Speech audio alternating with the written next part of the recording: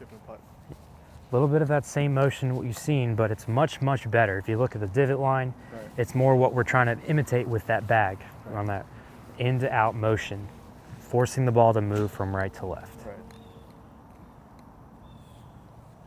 Okay, one more time. Again, let that last one pass. All we're working on is mimicking that shape of the bag.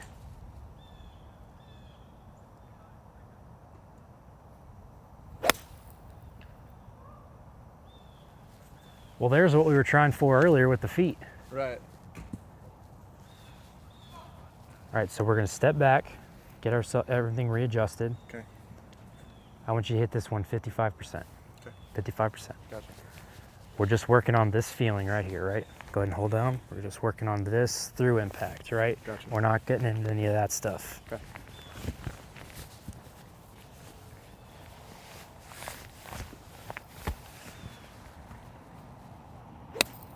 Good. Good, good, good. So that's the swing we wanted. I could even see it through the follow through that you had followed the image of our bag. Mm-hmm.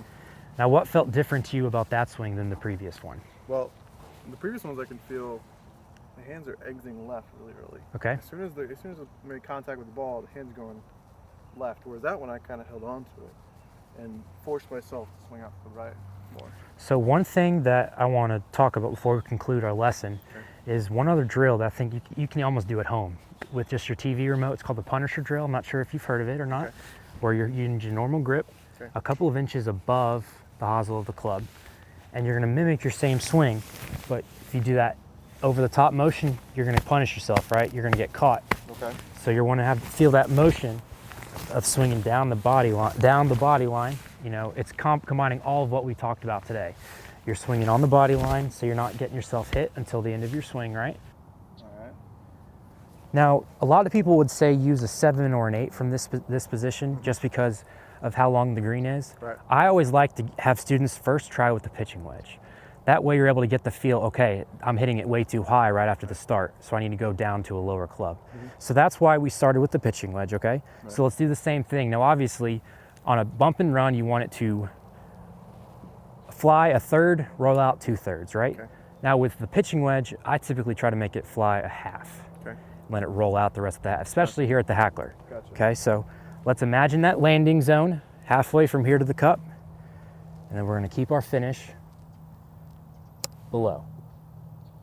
All right. And I would say I would like to get the club moving a little bit forward. I feel like I need a little bit more swing to it. I feel like right here isn't far enough. I'd probably go a little bit farther Good. than that. So you tell me where you want this judgment, and again, this is just to make sure we're not gonna get real cute with it Right. and skull one off the leading edge. Yeah, I would say probably Okay. right there. Right about there is the latest. All right.